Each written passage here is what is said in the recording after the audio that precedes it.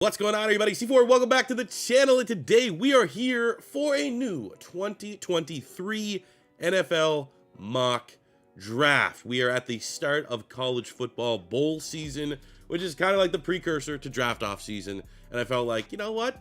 Feel like I'm hype about college. I know Saturday, we're getting our first NFL Saturday.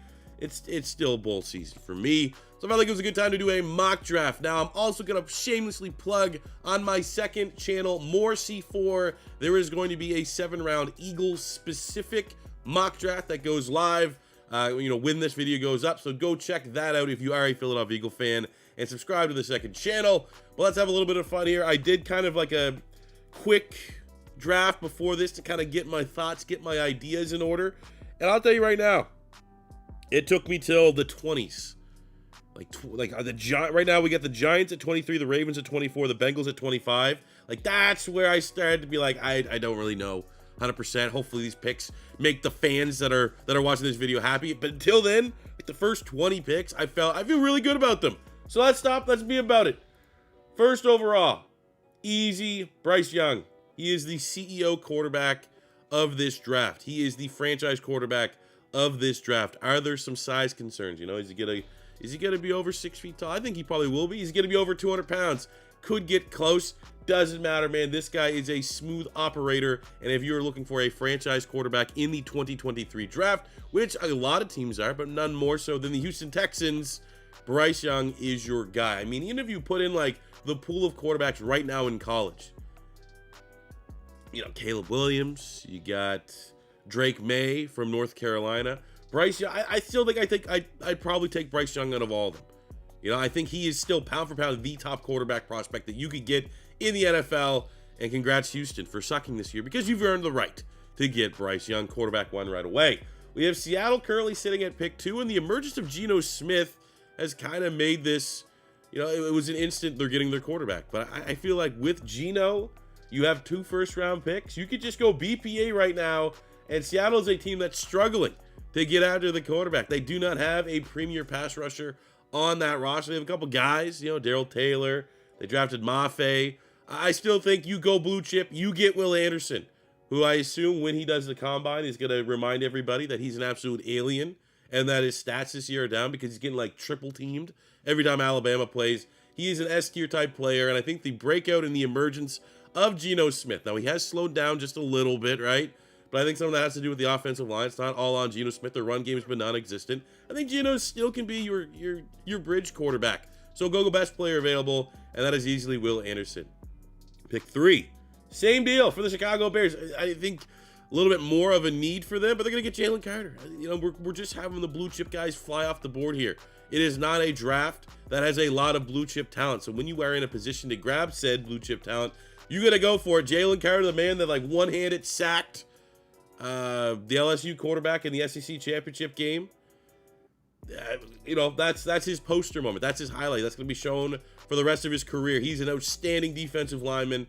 I would love for my Philadelphia Eagles to trade up. I would love, honestly, for this spot, the Saints to suck because it's annoying, because Will Anderson, Jalen Carter, those are like the S-tier picks for the Philadelphia Eagles. And, of course, there's no way the teams that are currently ahead of the Saints, therefore the Eagles, are going to pass up on the guys I think would be best fit for Philly. So Jalen Carter to the Bears, start rebuilding that defense. And he is an absolute monster. I think he can play pretty much anywhere on the front. We have Detroit at pick 4. And we're going to go with the guy that's going on the radar. Bryan Bresee from Clemson had a lot of off-the-field issues this year. But it's more so like, look at his body of work over the last 2 years. He's on that bubble of straight-up blue chip type talent. I think once he gets to the offseason, once he gets to the workouts, he's got to remind everyone and firmly establish himself as a fringe top 5 pick. And given the need on the defensive line here for the Detroit Lions as it stands, and much like the Seattle Seahawks, I think Detroit surprised with how well Jared Goff has played this year. And it's kind of made it so you don't have to pull the trigger. You don't have to reach on a quarterback. And I think if I'm Detroit, I'm looking at CJ Stroud. I'm looking at Will Levis. I'm looking at maybe Anthony Richardson potentially. I'd rather rock and roll with Goff and wait for next year's draft class. I think I would rather Caleb Williams or Drake May as it stands right now, or maybe another quarterback emerges over what I see in CJ Stroud and Will Levis. So Bresee, there you go. And now we have Philadelphia at 5. Kind of I literally would have took the last 3 picks for Philadelphia here at pick 5, be it Will Anderson, Jalen Carter, Bryan Bresee.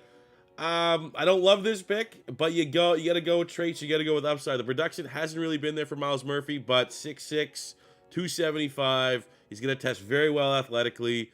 You know, why not? The rich get richer on the defensive line for the Philadelphia Eagles. Have him come in, maybe look at bringing back Brandon Graham on a team-friendly deal, because BG, man, he's going to be in the conversation for comeback player of the year. He's been simply outstanding this season. You have Josh Sweat, who's a great pass rusher, already under long-term contract. So I feel like someone like Murphy, because of where he's at, I don't necessarily think he's going to hit the ground running at the next level, but his ceiling is incredibly high. He is franchise pass rusher potential, and going to Philadelphia, he's not going to be expected to contribute right away. While I do hate the trend during the Howie Roseman era of drafting high players, first, second round picks that aren't expected to contribute right away. It's kind of been the mantra of Philly. It's annoying as a fan. You want to see rookies, exciting rookies that get on the field. But I think in this case, with the high ceiling for Myles Murphy, with the room that we have right now, he's not going to have to get thrown to the Wolves. And I would much rather, I hope when I do this Eagles draft, I'm doing the Eagles mock draft right after this, I get a better role, because there's more players. Literally, I love everyone else that went ahead of Myles Murphy. I feel like he's best player available here at pick 5. We're in a different world. Probably Philly's looking at trading back with one of those quarterback-hungry teams that want C.J. Stroud. Pick 6, we have the Arizona Cardinals. Here's my first surprise pick, maybe a little bit against the grain. I have them going Christian Gonzalez, corner from Oregon. I think corner is one of the biggest needs for the Arizona Cardinals. I think Gonzalez is dominated in the Pac-12. I think when all is said and done, there's the knocks that you can have. If you go through all the cons on these corners, and I think Jalen Jones probably goes in the first round because he's like 6'3" and he's going to test well. But I think Forbes, Witherspoon, Phillips, Smith, and Porter, as well as Ringo. And Ringo left a bad taste in a lot of draft nerds' mouths. Phrasing. Against LSU, man, he got absolutely picked on in that LSU SEC championship game. But I think there's negatives for a lot of these corners. I mean, Christian Gonzalez is like the one corner that I'm not coming up with a lot of negatives. Height, weight, speed. Play on the outside. Played very well. He was a Colorado, I believe, transfer. So he's put up some great seasons in the Pac-12. And I think when it comes down to it, Ringo, size, speed concerns. Is he too big? Is he too slow? Joey Porter, Cam Smith, very aggressive corners. Are they going to be just magnets at the next level? Clark Phillips doesn't give you prototypical size. He's like 5'10".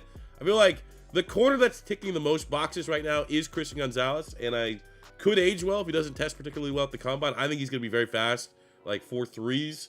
I wouldn't be surprised when all is said and done if Gonzalez, if this is like a hot take, is the first corner off the board when all is said and done. We have the Colts up next at pick 7, and we're going to have them get C.J. Stroud. It's enough. I mean, I still think there's people out there that believe the Colts are just going to get another veteran quarterback. I think the time is now, man. I'm not the biggest C.J. Stroud fan, but I still have him going top 10. I think he's still a good quarterback prospect. Obviously, there's a little bit of worried out of Ohio State. You always got to draft the player, not the helmet, but Justin Fields is playing well now, though. I guess you could say maybe Fields is kind of the beginning of quarterback prospects from Ohio State really panning out in the league. I think Stroud has prototypical size. He's a great arm. Might not be expected to, light the league up right away, but he's a great quarterback prospect. And while I don't like him as much as, again, I don't know if you put all the quarterbacks in college football right now. I don't know if I got C.J. Stroud in my top 3, but he's probably in my top 5. And that is good enough, I think, to go top 10 in this draft, especially for a QB-hungry team such as the Indianapolis Colts. Speaking of QB-hungry teams, Raiders up next. I don't know if Will Levis is the answer if you need something different than what Derek Carr's offering. I think there's a big development curve for the 2 quarterbacks remaining. Obviously, Will Levis, arm talent, elite. Both these guys remaining have elite arm talent, high ceiling, sure. But for a team like the Raiders, they don't need a full-on rebuild. I almost just feel like either they go veteran quarterback or they just, they force the issue again with Derek Carr. That's the most likely scenario. So let's improve the offense, and we're going to have them get Skoronski. Arguably, I don't even want to say arguably. I do think he's probably consensus at this point, the top tackle. Size concerns, maybe. He's not 6'6" with a massive wingspan. But you've seen the last couple drafts, man, 6'4" type tackles. They're still excelling. Now, I don't know if he's going to be athletically in the area code as some of those smaller tackles. Wasn't the Chargers. They got that guy, Slater. He was a little bit undersized. He's played well. Tristan Wirfs, people were knocking his length and stuff like that. He's got to move inside. So a lot of these guys that have been like really good college tackles that people are like, they might have to move inside. They've been able to survive a tackle in the NFL. And I think Skoronski can do that. And that's a big time upgrade for the Vegas Raiders offensive line. Pick 9, a team that's just going to say, screw it. Let's grab our quarterback. Will Levis is going to the Carolina Panthers. The arm talent will get Will Levis drafted, even though the tape at Kentucky wasn't amazing. You know, he got hit a lot. Though. Like, I also think he's a victim of the talent around him. It wasn't, he's probably, I don't want to say, I'm just throwing this number out. He must have been one of the most hit quarterbacks in the SEC. It felt like every game, man, he was just hanging in there. So, the stat lines, if you're going to kind of box score scout Will Levis, might not look the best, but I think when you look at what tools he has as a quarterback, he looks pretty damn good. He has a lot, smooth release, cannon of an arm, decent enough athlete, which you kind of have to be in today's NFL. So while I definitely not a home run pick, I don't think Panther fans are going to be running up and saying, oh my God, we got Will Levis, or C4 mock test Will Levis, that's sick. I think you could do a lot worse, especially for the current state of that Panthers quarterback room. We have Atlanta up at pick 10, and we're going to have them get a versatile pass rusher in Tyree Wilson. Now, it'd be interesting to see how they would use him. He's gigantic, 6'6", 280. I don't know if you want him on that front three. I think you just use him as a hybrid pass rusher, something like out of like a Bill Belichick playbook. But he is a very good run defender. He's a very good pass rusher. Ceiling is high. He has the length that you cannot teach. And I feel like for the Atlanta Falcons right now, getting better at rushing the passer should be one of their top priorities. Jacksonville at pick 11. We're going to have them grab Joey Porter Jr., corner out of Penn State. Should test very well. Great athlete. Production has been there. A little bit concerns about how grabby he can be. But I think when all is said and done, when all the testing, I'm not expecting a big number at a Kelee Ringo. Even though he did run track and stuff like that, the tape is not aligned with a great athlete. I think in corner in particular, where there's a good bubble of first-round caliber corners, Gonzalez, Porter, Ringo, Cam Smith, Clark Phillips. I think you can even go Witherspoon, Forbes for production reasons. A little slip in there. I think that the better athletes are going to kind of rise to the top there a little bit of the corner rule. And so we're going to have Joey Porter Jr. go to Jacksonville with obviously a good ceiling to be projected as a starting outside corner sooner than later. Houston is back on the clock at pick 12 after getting Bryce Young at pick 1. And here is kind of like Brian Bresee. Don't overthink it. You have all these other wide receivers. Still get the best guy. He's just been hurt. Jackson Smith-NJIGBA has, I think, a floor that these players don't have when he's healthy. And I feel like if I'm Houston, just don't overthink it. You can go height, weight, speed, and Johnson. Is that going to translate? Does he have the technical ability in the NFL? Does Jordan Addison have the athletic ability to go in this range and be, the top wide receiver selected? Go with the safe option. JSN, Ohio State. Don't overthink it. Pittsburgh at 13. The fall stops for Kelee Ringo. Again, maybe this is just me remembering the LSU game. He was so bad. He not only did he get picked on by wide receivers that don't have any right to be kind of going after and dominating what a lot of people had as the consensus corner 1 in this year's draft class. But like the backup quarterback went in for LSU and still kept picking on him. It was like Nussmeier or whatever came in and it was still just picking on Kelee. I couldn't believe it. I was literally like, in terms of like guys that I thought were top 10 talents, I've never seen one have that bad of a game. Now Ringo could go absolutely nuclear in the college football playoffs and make this pick like, wow, he's probably going to go higher. And at 6'2", 210, whatever, he's a gigantic corner. He goes out and dominates the combine. Team's just going to draft him based off potential alone. But from what I saw, man, he's still first rounder, but I don't know if he's corner 1 anymore. I would love to hear what you guys think about that. All the drafters watching, where do you kind of have Kelee Ringo standing? Pick 14 with the Green Bay Packers. I actually originally had them go wide receiver, Jordan Addison. I think the better fit for Green Bay right now for that offense will be Michael Mayer. Baby Gronk, the tight end out of Notre Dame. You still get another weapon, assuming Aaron Rodgers comes back for that offense. They need more weapons for sure. Christian Watson breaking out just a little bit makes wide receiver not so much, especially Quentin Johnson's kind of overlapping with what the skill set you have in Christian Watson. So someone like Michael Mayer gives you, again, the best friend for an older quarterback is a great safety net type tight end. They don't currently have that, and Michael Mayer can be that guy. He's, He's an S-tier tight end prospect. Can't go wrong with that. Detroit, back on the clock after getting Bryan Bresee at pick 4. We are going to have the Detroit Lions go and address the secondary and get another aggressive corner, much like Joey Porter Jr. in Cam Smith, the corner out of South Carolina. A lot of similarities between him and J.C. Horn as corner prospects. Smith's one of those guys, I can't really get a true read on how well he's going to test at the combine. He looks smooth. He looks plenty fast, but like he could be a guy like he could go like high 4.5s, and that might have, you know, these other corners below him if they're running fast.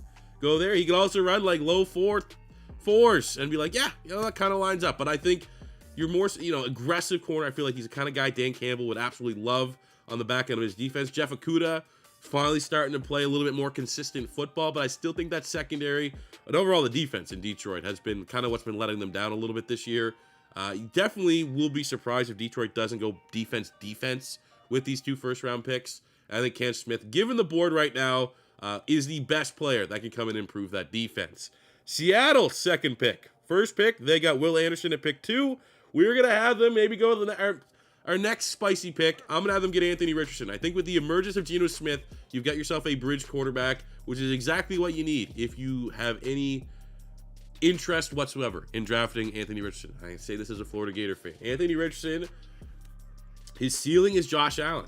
His ceiling is that. Plenty of players have ridiculous ceilings, but if you watch Anthony Richardson play, the kind of athlete, the kind of skill set he has at quarterback, if he can put it together between the ears, reading a defense, his pocket presence, his patience, things that come with experience, he's going to be ridiculous. He is 6'4", 240 pounds, runs a 4.5, and has one of the strongest arms I've ever seen. Like, literally, when you watch Florida play, the camera guy would struggle to keep up with the throws because they were coming out that quickly.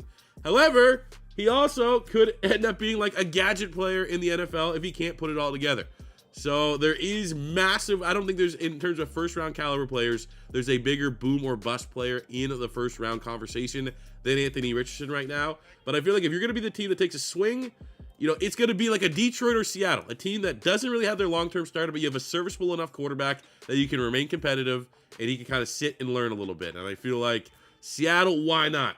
Why not? You get the blue chip pass rusher. You get your likely and hopefully, be optimistic, quarterback of the future. That's a hell of a draft for Seattle. And plus the board as it remains right now, not a lot of picks I love for Seattle. So let's pull the trigger here, grab a quarterback. Pick 17, we have the Chargers up on the clock. And I'm going to have them get an offensive lineman here. Go on the other side. You know, we got Slater on one side, but they've been struggling to figure out who's going to be the right tackle. Paris Johnson Jr. out of Ohio State ticks a lot of boxes for, you know, a first round. He literally just, everything about him is first round offensive tackle. Might not be a top 10 type prospect to tackle, but he's a first round offensive tackle and help keep Justin Herbert upright. The Jets at pick 18. This is a tough pick because, like, what is going on with Mekhi Becton? Mekhi Becton's gone. They're going to be looking maybe at a Broderick Jones, looking at a guy that can come in and be their new tackle. You know, DeJuan Jones, Cody Mock is getting some first-round hype right now.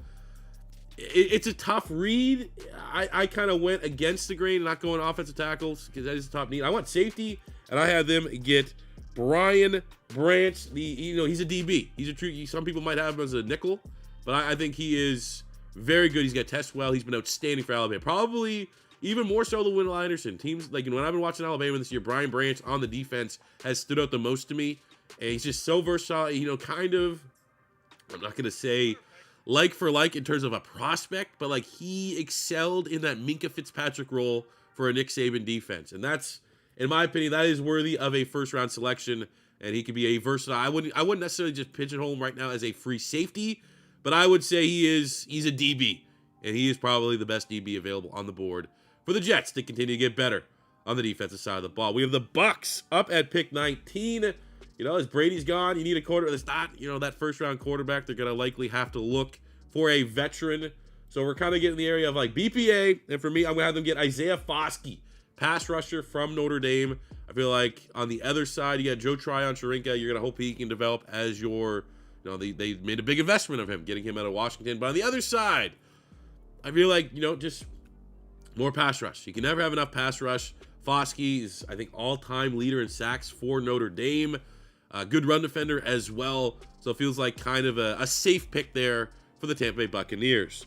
Titans up at pick 20, and I'm going to have them get Quentin Johnson, height, weight, speed, wide receiver out of TCU, 6'4". It's going to be interesting to see, man. He's going to be one of those guys. Hopefully he runs the 40 at the combine. Does seem like the last couple of years has been a trend of like these great athletes kind of waiting for the pro day. If he does, he's going to be one of those guys, all eyes. How fast is he really? But as far as a deep threat weapon, you look at the Titans right now, Treylon Burks, you got an aging Robert Woods. You need more weapons. You need more than just Derrick Henry. And I feel like Quentin Johnson and Treylon Burks going forward, those are great weapons to have for the Tennessee Titans. Assuming, do they go to Malik Willis? What happens to Ryan Tannehill? Got to figure that out. But let's get more weapons on the offensive side of the ball. Patriots up at 21. They're kind of pissed. I think the Patriots would have taken Quentin Johnson. I'm going to still get a wide receiver, and they're going to get Jordan Addison, the technician route runner, the 2021 Biletnikoff winner with Kenny Pickett at Pitt. Took the bag, went to USC. Wasn't as good production-wise because there's a lot more mouths to feed at USC, but the route, he's a smooth operator, man. I think in terms of, you look at Jackson Smith-NJIGBA, you look at Quentin Johnson, the two other wide receivers that have already gone off the board.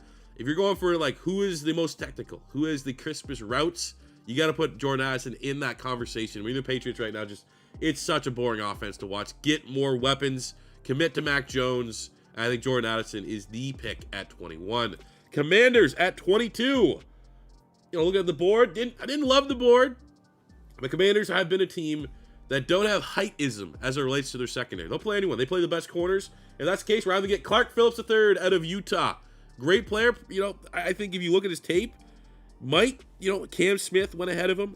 Clark Phillips, I think I like maybe his skill set a little bit more. He's 5'10", 180, 185, somewhere in that range. But he tackles. He tackles like he's 6 feet tall, 210. I think the coverage ability, with Fuller, someone a little bit of the smaller side who's excelled in Washington, someone like Phillips can come in, be his understudy, and help continue to develop that corner, that DB room there. I think they got the safety spot, Cam Curl. You had the guy from Cincinnati, Forrest, right? He's playing very well. He's a big hitter. You got, a little bit, but as you relate to the corner, Ben St-Juste, yeah, sure. I still think at this spot, DB would be best player available for the Commanders. We have the Giants up at 22, 23, 24, 25. These are the picks. Again, you can make an argument. Commanders, do they need to go secondary? Kind of maybe. Maybe this is a BPA scenario. There's just where the board is at. Not a lot of easy picks for these next couple teams. Same with the Giants, man. I was kind of looking at it. I was like, well, corner, maybe you go Emmanuel Forbes, depending on how well he tests. In terms of SEC production, this guy's got like 5 picks plus. It feels like in 3 straight years. Ball hawk, he's arguably the best ball hawk in this year's class. And when you look at the Giants, it's like, okay, where do they go? Do they go offensive line? I thought about maybe Osiris Torrance. He's a legit first rounder. Do they go wide receiver? All the wide receivers are kind of off the board. Maybe Josh Downs, but Josh Downs, is he exactly what they need? Because they got Wan'Dale Robinson. Maybe they go Jalen Hyatt, who's kind of a 1-year breakout wonder right now for Tennessee. I kind of just all right, we'll go with the productive guy that's been consistently productive and not a one-hit wonder, the corner out of Mississippi State, Emmanuel Forbes. Baltimore at 24, same kind of deal. I think they need corner help, and I'm going to have to get Devin Witherspoon, corner from Illinois. Very productive, much like Forbes. Going to be interested to see how well he tests. That could depend if he's going to be a first or second rounder or not. But excellent tape for Illinois, and I feel like Baltimore needs to just get a little bit younger, get some fresh legs in that secondary room. Marcus Peters, Marlon Humphrey, they're established, but who's next in that pipeline? One of those guys goes down.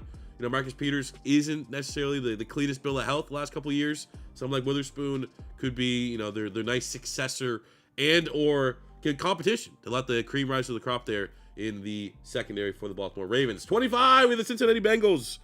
And surprise pick, I'm going to have them go Darnell Washington, tight end of Georgia. Why not? I was like they either go, it was Broderick Jones or Darnell Washington. We're going someone from Georgia. I feel like the Bengals still don't really have an option at tight end after they lost the buddy to the Jets. And Washington is just that weapon. How is he going to be used? Some people said he's basically an extra offensive tackle. But this year for Georgia, they used him as a receiver, and he looked pretty damn good. He was unstoppable in the red zone. Athletically, no idea how to project where he's going to be athletically. But I just feel like a little bit of a luxury pick for the Cincinnati Bengals, right? I don't know. Thoughts? I would say thoughts. I felt like the board here for Cincinnati was weird. So why not kind of go with the freaky weapon type guy? It's worked the last couple. Micah Parsons might have went a little bit higher than expected because he was a freaky weapon guy. Worked out pretty well. Maybe someone like Darnell Washington can carve out just like he's an extra offensive lineman, as well as a receiving threat at 6, what is he, 6'7", 6'8", 260, 270. It's ridiculous. So why not, right? Let's have a little bit of fun here. Denver up next at pick 26. And I'm going to have to get Broderick Jones, offensive tackle. Just put him at right tackle. Put him at right tackle, put him at left tackle, whatever you want to do. He's a day one starter. You got to kind of make the most of the Russell Wilson situation. And I suppose at this spot, help out the offensive line. Dallas at pick 27. Same kind of deal. Sticking on the offensive line. Looking at guard Osiris Torrance. Best guard in the nation. Probably the best player on the Florida Gators this year. Most consistent player on the Florida Gators. Absolute mauler. And under the idea that like Tyler Smith, if you get Tyler Smith back and then you kick Tyler Smith to right tackle, still it's Dallas, man. You got to replenish the offense. I think Dallas is going to be like, they're going to be looking at Philly. They're going to look at how good the Eagles are and be like, man, remember when we had like that S-tier offensive line? Feel like maybe that'll wake Jerry Jones up a little bit. And I think at 27, given the players that are remaining, you're not going to grab a running back. I don't know with how good that defense is. Do you grab another pass rusher versus you go safety? You get Nolan Smith potentially. Maybe wide receiver because we're looking for Odell, Jalen Hyatt, Josh Downs. Maybe. But I think the best player, pound for pound, that could plug and play right away in Dallas' starting lineup is on the guard. Not sexy, but would be a good player for them. 28, we have the Kansas City Chiefs. Got a good edge rusher in Karlaftis last year. I think they go back to the board here, and they get Nolan Smith, the pass rusher out of Georgia. Outstanding athlete. Finally starting to put it all together. I mean, obviously just so many mouths to feed on that Georgia defense. Kind of have to wait your turn a little bit, but I think he is every bit a first-round caliber pass rusher.